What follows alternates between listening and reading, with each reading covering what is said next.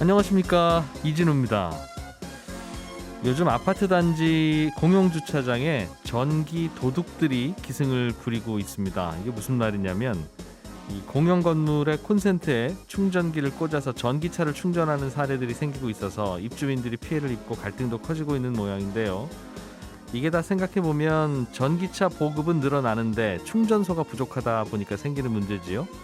그래서 정부가 올해 전기차, 수소차 보급 확대를 위해서 전기차 충전기는 3만 개, 그중에서 급속 충전기는 3천 개 정도를 신설하고 수소 충전기도 100개 이상을 신설하겠다고 했는데 그래도 자동차가 1,000만 대가 넘는데 3만 개 가지고는 부족하겠지요. 이 전기 자동차 충전 시스템 인프라를 우리는 어떻게 좀 보급해야 되는지 오늘은 그 이야기 좀 해보겠습니다. 2월 3일 수요일 손에 잡히는 경제 광고 듣고 바로 돌아오겠습니다. 경제 뉴스들 먼저 챙겨 들어보겠습니다. 오늘은 에셋플러스의 김치형 경제뉴스 큐레이터 나오셨어요. 어서 오십시오. 네, 안녕하세요. 오늘 갖고 온 소식은 우리나라의 10년물 국채, 만기가 10년짜리 국채의 이자율이 최근에 많이 올라서 1년 3개월 만에 최고치를 기록했다, 이 소식이네요. 그렇습니다. 어제 기준으로 10년 만기 국고채 금리가 연 1.758%고요. 하루 전인 1일 기준으로 보면 연 1.803%를 기록을 했습니다. 이게 2019년 11월 12일에 연 1.842%를 기록한 이후에 최고치니까 말씀하신 대로 1년 3개월 정도 된 것이죠. 이게 낮을 때는 얼마였어요, 그럼? 지난해 7월 말이 연저점이라고 저희가 얘기하는데요. 연 1.281%니까 6개월 사이에 한 0.5%포인트 정도 금리가 올랐다는 건데 수치상으로는 굉장히 적어 보이지만 이게 금리는 0.5% 차이가 매우 큰 거라서 이게 금리가 8% 9% 할 때 0.5면 비슷한데 1, 2% 하는 시절에 0.5면 많이 튄 거예요. 그렇죠. 그렇다 보니까 이제 시장에서는 이거 10년물 금리가 좀 심상치 않게 오르고 있다라고 얘기를 하고 있고요. 더불어서 이제 이렇게 되니까 장기채들 금리가 같이 오르거든요. 20년 만기 국고채도 같은 날 연 1.951%, 30년 만기 국고채도 연 958%로 상승해서 2019년 4월 이후에 1년 10개월 만에 최고 수준으로 지금 뛰었습니다. 그렇겠죠. 아메리카노 오르면 카페라테 같이 오르는 거고 비슷하니까. 그런데 우리가 10년물 국채든 20년물 국채든 우리가 직접 투자할 일은 없을 것 같은데 이거를 왜 알아야 됩니까? 이게 금리 그냥 시중금리 오른다는 뜻이에요? 네, 저희가 이제 국채 금리라고 얘기하는 게 국채는 사실 가격도 정해져 있고 금리도 표면 이자로 해서 이자는 정해져 있거든요. 근데도 국채 이자가 금리가 오르고 내리고라고 얘기하는 건 사실 국채에 투자했을 때 수익률을 얘기를 합니다. 이게 이자를 얼마 주는 국채이든 간에 시장에서 거래되는 가격은 그때그때 달라진다. 그러니까 원래 가격보다 발행량이 많아지거나 그럴 경우에는 싸게 팔아야 아무래도 수요자들이 그 오래된 국채를 살 거 아닙니까? 10년 뒤에 내가 원금을 받을 수 있는 건데 이 원금 좀 깎아줄 테니까 빨리 사가라고 시장에서 얘기를 하는 거. 그러니까 그 원가하고 차이 수익률을 이제 저희가 보통 국고채 금리라고 표현을 하거든요. 투자자 입장에서는 아무튼 내 돈 100원을 주면 한 달에 1년에 이자 얼마 들어오느냐 그 얘기긴 한데요. 그렇죠? 그러다 보니까 이제 국채 가격이 떨어지면 국채 금리는 오른다 이렇게 표현을 하는 것이죠. 그렇다 보니까 이제 지금 시중에는 그 정부가 이제 적자 국채까지라도 발행을 해서 그 재난지원금을 주겠다라고 얘기를 하다 보니까 발행량이 엄청 많아질 걸로 보이니까 국채 가격이 이제 떨어지는 거죠. 전 국민 재난지원금 주려고 하면 정부가 돈 필요할 텐데 그럼 국채를 많이 찍어서 발행할 거다. 그러면 공급이 많아지니까 결국에는 국채 가격 자체가 떨어지고 수익률은 올라가니까 국채 금리가 오른다 이렇게 지금 저희 표현을 하는 거거든요. 그러니까 정부가 돈 구하러 다니려면 이자 많이 주겠습니다 해야 돈 구할 수 있겠구나라는 생각인 거랑 비슷한 거죠. 네, 맞습니다. 그래서 이제 특히 장기물 국채를 많이 발행하겠다고 하다 보니까 10년물, 30년물 이런 것들이 이제 오른다라고 보시면 되는데 결국에 이게 시중금리라고 보시면 됩니다. 이게 내가 대출받은 금리라든지 이런 데도 영향을 미치기 때문에 우리가 왜 국채 이것까지 신경 써야 돼? 결국에는 내가 빌린 돈의 가격, 그러니까 이자가 오를 가능성이 있기 때문에 좀 민감하게 보는 것이고요. 그리고 이제 그 장기물하고 단기물, 그러니까 10년 국채하고 3년 국채하고 이 이자의 차이를 가지고 경기가 좋아지냐 나빠지냐 또는 이게 역전되는 걸 보고 경기가 좋아질까 나빠질까 이것도 예측하기도 합니다. 그래서 일반적으로는 장기물, 그러니까 만기가 긴 채권의 이자가 높죠. 그렇습니다. 왜냐하면 아무래도 아까 말씀드린 대로 장기물이기 때문에 예. 할인을 많이 해줘야 사람들이 오랫동안 내가 이걸 가지고 있으면서도 수익을 올릴 수 있겠구나라고 하고 장기물을 사게 되거든요. 이자 많이 줘야. 예. 예. 그러니까 단기보다는 장기물이 아무래도 이자가 좀 높은 게 형성되죠. 그런데 요즘은 그러면 오늘 설명해 주신 게 장기물, 이 이자가 올라갔다는 뜻이니까 네네. 단기물하고의 차이는 좀 벌어졌겠군요. 지금 좀 계속 벌어지고 있습니다. 10년 만에 장단기 국국채 간 금리 차가 가장 큰 폭으로 지금 벌어져 있거든요. 예. 지난 2일 기준으로 0.809%포인트까지 벌어졌으니까 2011년 3월 24일에 0.81%포인트 이후에 가장 큰 폭으로 벌어졌습니다. 이게 이렇게 가장 벌어지기 시작하면 사실은 경기가 좋아진다라는 신호로 읽히는데요. 예. 근데 이거는 경기가 좋아져서가 아니라 아까 말씀드린 대로 갑자기 국채 발행량을 늘려서 만들어진 거기 때문에 이걸 경기가 좋아진다라는 신호로 읽기는 조금 애매한 상황이어서 예. 하나는 이제 조금 고민이 되겠죠. 시중 금리가 올라버리면 아무래도 지금 경기를 좀 부양해야 되는 상황에서 금리가 네. 오르면 조금 어려워지거든요. 그래서 한은의 고민이 좀 늘어나는 상황 이렇게 해석을 하면 될 것 같습니다. 그래서 정부가 발행하는 국채가 시장에 풀리지 않게 그러면 금리가 올라가니까 네네. 그냥 한국은행이 사주면 어떠냐 그 얘기가 나오고 있는데 네. 그 말을 곰곰이 생각해 보면 한국은행이 돈 찍어서 그냥 정부 주라는 뜻이네요. 이제 이런 그 논란이 설명이 조금 이제 되니까. 야당과 여당 사이에서 좀 강하게 일고 있는 상황이죠. 그게 되면 앞으로 이거 습관되고 버릇됩니다 하는 걱정이 있다는 거죠. 네. 예. 다른 뉴스 하나 또 보죠. 쌍용차. 이것도 참 고민인데 한동안 영업도 안 되고 장사도 안 돼서 이거 구조조정해야 되는 거 아니냐, 문 닫아야 되는 거 아니냐 이런 이야기들이 들렸는데 새로운 방법을 좀 고민을 하는 것 같습니다만 잘 안 나오는 모양이에요. 최근에 이제 초단기 법정 관리라고 해서 P플랜을 가동한다라는 얘기가 있었거든요. 예. 근데 이게 좀 사실상 좀 어렵게 됐다는 얘기가 또 지금 나오고 있습니다. P플랜이 뭐예요? P플랜은 영어로 말하면 프리패키지드 플랜이라고 얘기하는데요. 예. 판매 전에 포장한다 뭐 이런 뜻입니다. 그래서 이제 법원이 기존 빚을 좀 신속히 줄여주면서 채권단이 신규 자금을 투입하는 방식으로 구조조정을 하는 것인데요. 예. 채무자가 이제 보통 인수 예정자 등을 결정하고 인수 예정자의 투자 계획 등이 반영된 계획서를 이제 제출을 하면 이걸 근거로 그동안의 빚을 좀 탕감을 해주고 예. 빨리 법정 관리를 벗어날 수 있게 해주는 걸 이제 P플랜이다라고 얘기를 하거든요. 그래야 새로운 인수자가 마음 편하게 인수할 수 있으니까. 그렇습니다. 예.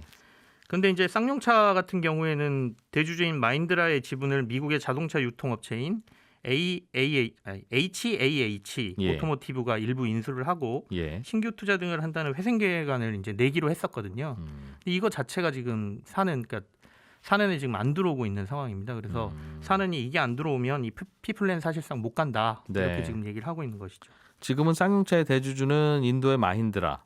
네, 그리고 산업은행은 돈 빌려줬다가 떼어서 주식으로 좀 전환해서 갖고 있는 상태. 네, 채권자. 네. 그런데 어쨌든 둘 다 우리는 쌍용차를 떠안아서 경영할 자신은 없고 의도도 없고 다른 사람이 좀 인수를 해가면 좋겠는데 네네. 못 찾는다 이 말이죠. 그렇습니다. 지금 사실상 가장 가능성이 있다고 얘기되는 말씀드린 대로 HAAH라는 미국의 뭐 자동차 유통업체 예. 이 회사인데 이 회사가 규모가 그렇게 큰 회사가 아닙니다. 그래서 사는 같은 경우에는 너네가 자금 조달할 수 있는 그 계획까지 다 제출을 해라. 어떻게 자금을 가져올 건지까지 봐야 우리가 이걸 해줄 수 있다라고 얘기를 하고 있고 예. 한국에 들어왔다가 나가면서 원래 그걸 제출하기로 했었는데 지금 제출 안 하고 나갔거든요.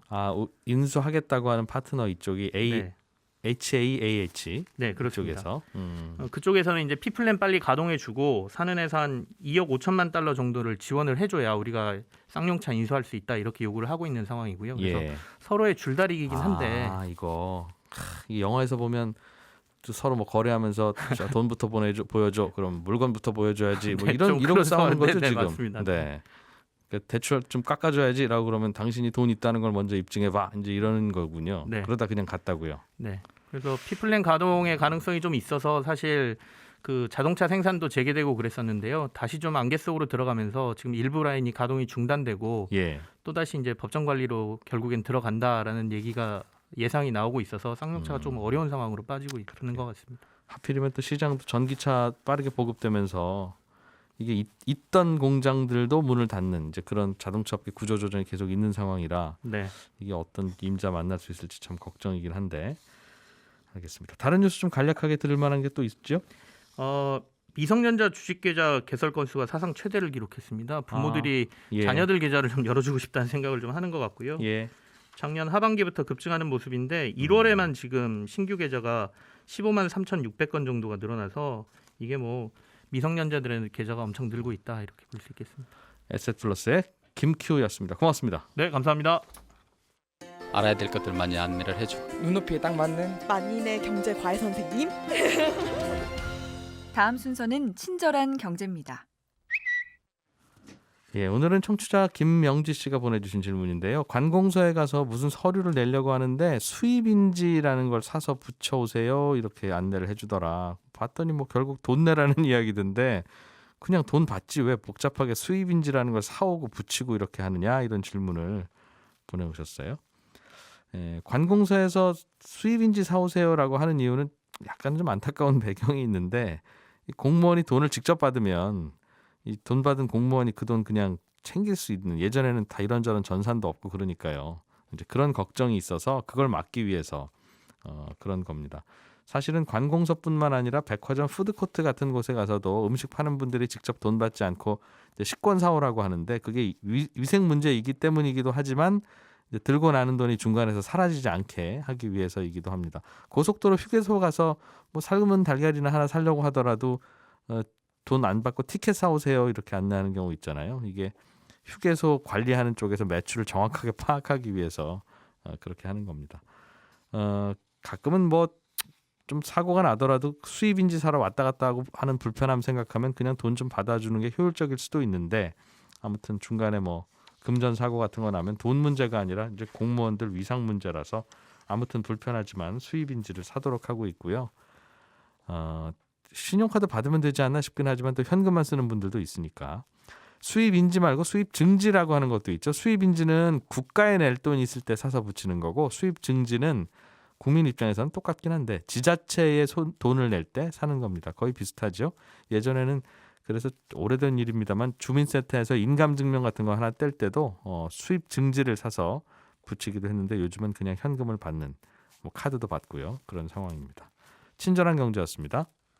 앞으로는 전기자동차 세상이 올 것이다 라고 하는 건 이젠 뭐 거의 정해진 결론, 정해진 미래처럼 되어 있는데 문제는 전기자동차가 아니라 그 자동차를 충전하는 충전기를 우리는 어떻게 보급할 거냐. 이게 좀 더 골치 아픈 문제가 되고 있는지도 모르겠습니다.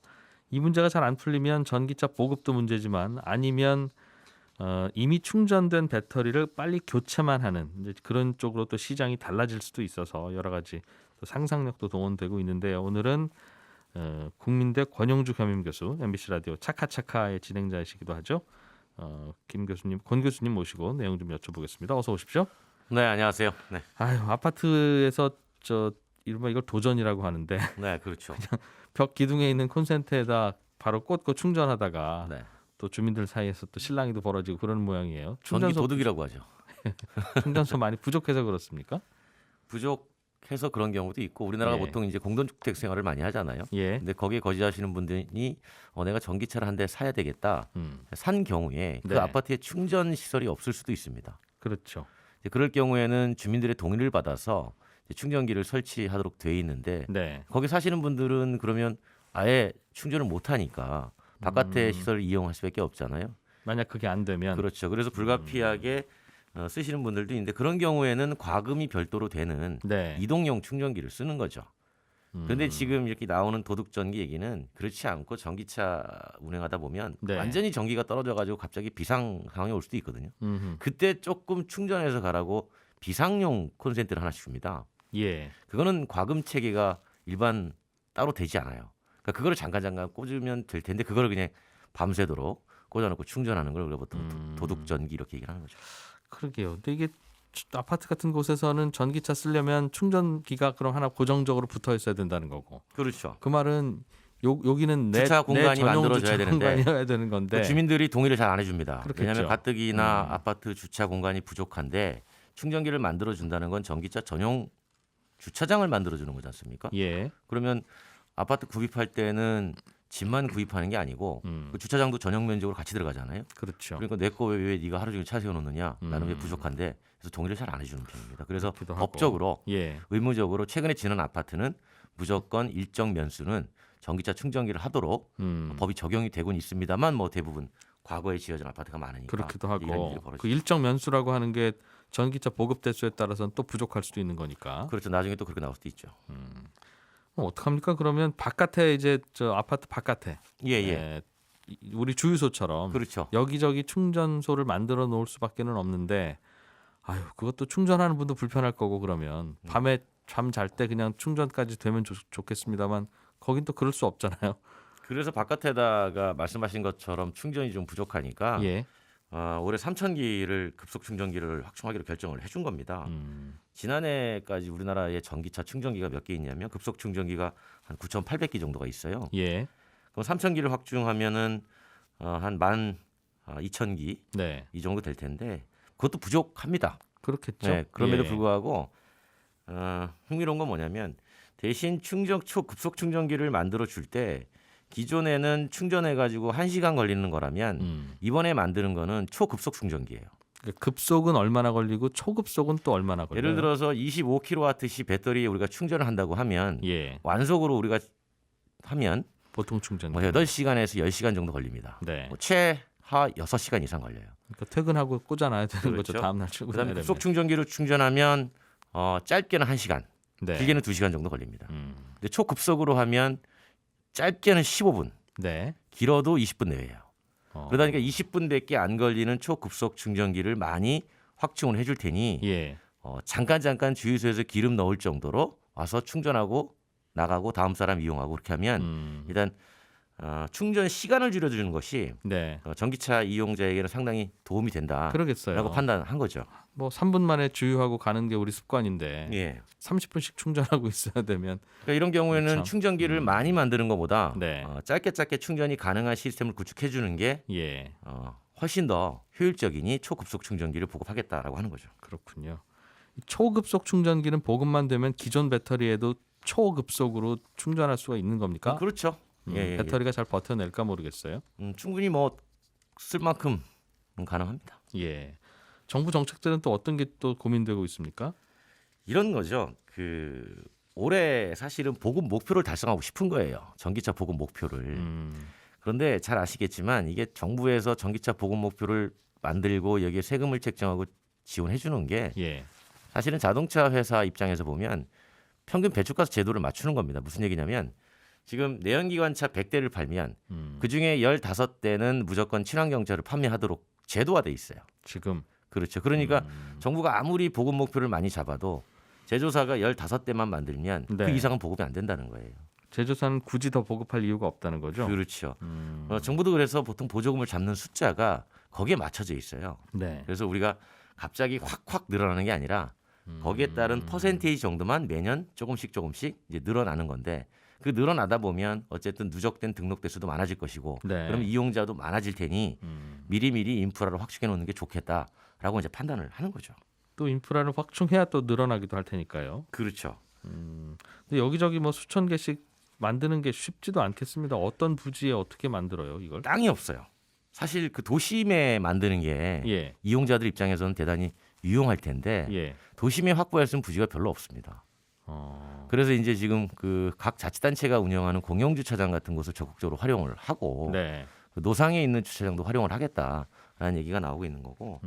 근데 이제 그 흥미로운 게 지금 그거를 꼭 충전을 꽂아서만 해야 될까라는 고민을 하기 시작한 겁니다. 그게 무슨 말씀이에요? 배터리를 바꿔주면 안 될까? 건전지 교환하듯이. 완충된 배터리를 그렇죠. 교체하고 그렇죠. 빼놓으면 누가 가서 충전해 오고. 그 자리에서 빼놓은 자리에서 예. 그 충전을 누가 계속 하고 있고 예. 이제 그런 생각까지 도달을 하게 된 거예요. 배터리 배달시키는 시대가 올 거다. 그렇습니다. 예, 예. 특히나 이제 그 우리가 영업용이 주행거리가 많다 보니까 그 영업용 같은 경우에는 어디 찾아서 오랜 시간에 걸려서 충전하는 것도 불편함을 충분히 느낄 수가 있지 않습니까? 그렇겠죠. 특히 택시 같은 거 하면 그렇죠. 중간에 배터리 떨어지면 이거 어떻게 해요? 그래서 이제 택시 같은 경우에는 배터리하고 차치하고 분리해서 예. 이제 한번 운영을 해보자라는 생각에 도달하게 되는 거죠. 교체식으로. 중국은 이미 하고 있습니다. 어. 그러니까 중국에서는 중국에 있는 그 택시 전기차는 예. 배터리하고 차치하고 분리해서 판매가 돼요. 음. 장난감 따로 팔고 건전지 예. 따로 파는 것처럼. 그렇겠어요. 그래서 택시 사업자는 장난감만 저렴하게 사고요. 음. 이 배터리는 렌탈을 합니다. 아하. 그래가지고 택시가 68.3%의 전력을 썼다. 그러면 그 쓴 만큼만 과금이 되고 배터리는 일부 렌탈료만 조금 내는 거예요. 아, 주유하고 거의 이제 개념이 같네요. 그렇죠. 네, 네. 그러다 보니까 이제 사업자 입장에서는 차체만 사니까 예. 기존의 자동차 완성차를 사던 비용보다 훨씬 내려가게 되죠. 그래서 중국은 그걸 하고 있고 예. 우리나라도 이제 이런 움직임이 이제 시작해 보자라는 얘기들이 나오는데 예. 이런 경우는 자동차 회사 입장에서 보면 예. 달갑지가 않죠. 배터리를 같이 붙여서 하나의 완제품으로 유통을 해야 되는데 네. 그래야 가격이 올라갈 텐데 이걸 떼어서 팔면 이제 배터리 회사가 실제로 이 교체식 사업에 진출하게 되는 그런 길이 열리게 되는 거예요. 아, 그렇겠어요. 그래서 실제 SK 이노베이션이 중국의 배터리 교체 회사의 지분을 13% 인수를 했는데 거기에는 그런 배경들이 담겨져 있는 거죠. 아, 자동차 회사들은 기름통 없는 차만 사고 팔고 네, 기름통과 기름 채우는 서비스는 별도로 하겠다. 그렇죠. 아, 역시 충전이 답이 잘 안 나오는 모양입니다. 그런 상상 자꾸 하는 거 보니까. 그러니까 이제 개인들이 사용하는 거는 인프라를 확충시켜주고 예. 충전 시간을 줄여줌으로써 불편을 해소시켜줄 수 있지만 예. 우리가 이제 영업용으로 쓰는 목적지가 불특정한 예. 어디로 갈지 모르는 이런 이제 운행을 갖고 있는 특성을 갖고 있는 차들은 예. 교체식이 더 유리하다라고 판단하고 어쨌든 자동차 회사나 배터리 회사나 전력을 유통하는 개념이잖아요. 예, 예. 한전으로부터 전기 사가지고 소비자한테 되파는 거 아닙니까? 배터리에 담아가지고 예, 예. 그러니까 전력 유통회사 개념에서 보니까 배터리 회사들이 우리도 충분히 이 전력 유통 시장에 진출할 수 있어라고 예. 판단해서 이제 교체식을 한번 검토를 해보게 되는 거죠. 그러면 소비자들은 배터리 교체를 어디서 해주는지 그 네트워크를 따라서 움직이고 할 테니까 오히려 그런 회사들이 소비자와 더 접점이 생기고 여러 비즈니스가 되겠는데요. 그렇죠. 교체식 충전기가 하나 있으면 교체식이 있으면 예. 차가 거기 들어오면 배터리 놓고 나가잖아요. 예. 그 충전 시설에서 그냥 배터리 충전하는 겁니다. 별도로. 그렇게 해서. 네. 옆에 착착착 이렇게 들어가요. 우리 마치 책장 꽂듯이 네. 충전이 되고 들어오면 다시 배터리만 탈착이 되고 예. 다시 차는 나가고 그게 중국에서 2분 30초 걸립니다. 충전하는데. 그렇죠. 차 들어와서 교체하는데. 교체하고 나가는 데까지. 그래서 그러다 보니까 그게 충전 시간은 훨씬 더 알겠습니다. 줄여들다 그런 개념으로 나오는 거죠. 국민대학교 권영주 겸임교수와 함께 최근에 고민스러운 배터리 충전 시스템 전기차 이야기 들어봤습니다. 고맙습니다. 감사합니다. 예, 손에 잡히는 경제 여기서 마무리하고 저는 내일 아침에 인사드리죠. 이진우였습니다. 고맙습니다.